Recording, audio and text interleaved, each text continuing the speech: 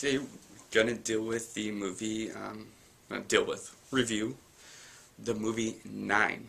Now recently I checked this movie out. I was pretty excited about it. I like a lot of the animation and claymation stuff, such as A Nightmare Before Christmas, Corpse Bride, that type of stuff, and the idea of integrating some of the 3D that's been a big issue in movies lately. I was kind of curious about, so I thought I'd check it out. And it's directed by Shane Ackers, stars such people as Elijah Wood, Christopher Plummer, who's an absolute brilliant actor, Jennifer Connelly plays number 7, I believe it is. So I was kind of excited about the idea of who was in it, who was behind it. Shane Ackers. It was his original story. The original short was very interesting, and the visuals looked great. So sit down, and after an hour and a half, 2 hours of watching this in my home, I regretted the mistake. Vastly regretted the mistake of spending my time with this movie. While it looked beautiful, the visuals, the darkness to it was very interesting, especially in what originally I'd seen as kind of this, an area that normally tends toward children movies. Was the dark visuals of it were brilliant. Characters' movements were great. The integration of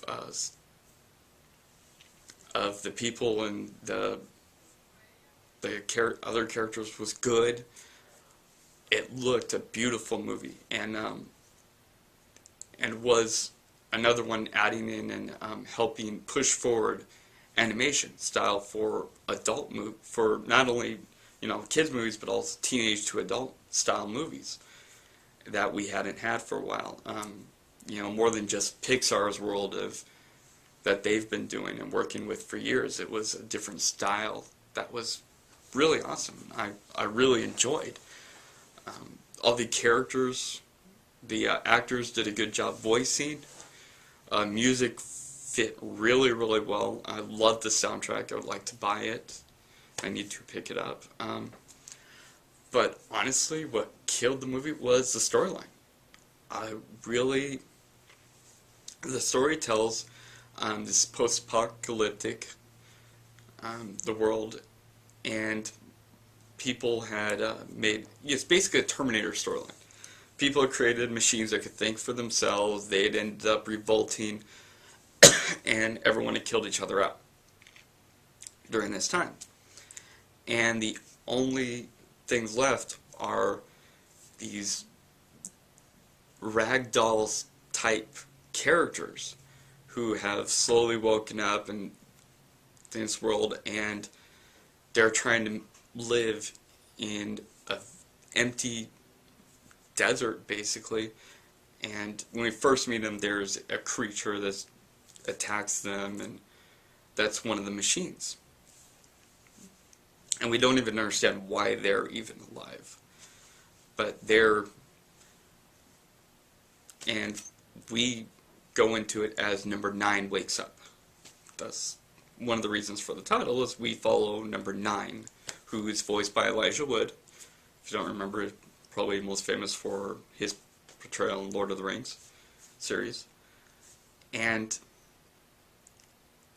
it takes him to really get the other 8 as he comes across them to do anything, to seek out things, to try to change the world and understand why they're alive and everything that's happened and what their purpose is in life.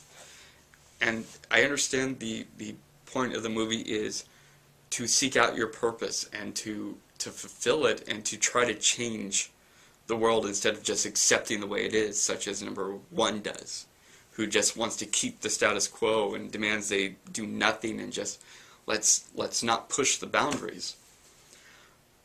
But the tale is so boring and so ridiculous. It rips off so many movies, such as Terminator movie and such, and the characters are unbelievable. Why none of these have come up with the idea before, and why it takes this one who just wakes up to actually get them to act.